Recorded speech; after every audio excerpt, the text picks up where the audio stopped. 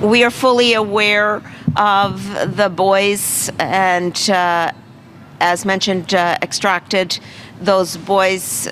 We are also aware that this type of activity is not new, and we will continue to do what is necessary in the protection of our Canadian population, as well as contributing to the work that our allies are doing. Our Five Eyes, as well as NATO allies, are extremely important in this question. Anybody else? Oh, another question? There's a mic here if anyone wants it, but go ahead. Oh, here, do you have a list there? No, I don't. I'm with City News, Minister.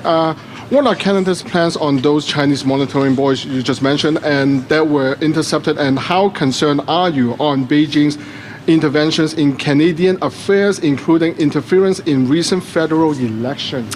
So prior to the holidays and the beginning of 2023, we released our Indo-Pacific strategy.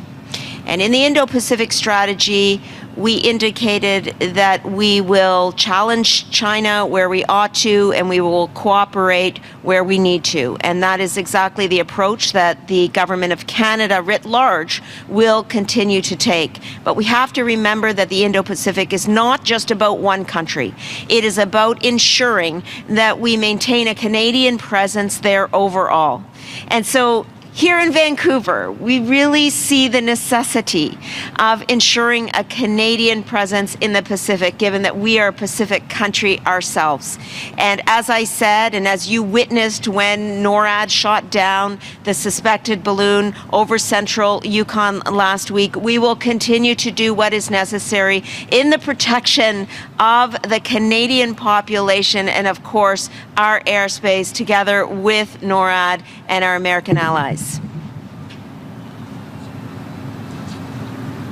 Jane Side with the North Shore News. I'm wondering, how concerned should Canadians be given the recent activity with the spy buoys and the spy balloons that we've witnessed? And will Canada be changing its approach to our Arctic sovereignty? So this is a great question. We have to make sure that we continue to do what is necessary to protect our Arctic, to maintain our Arctic sovereignty. As Defense Minister, I have been meeting with fellow Arctic defense ministers from all countries on the Arctic Council except Russia to continue this discussion of how we together guard against any threats to Arctic sovereignty, but also to address climate change realities that are affecting the Arctic and Arctic waters. In addition, we have to remember that Canada is investing almost $40 billion in NORAD modernization and continental defense.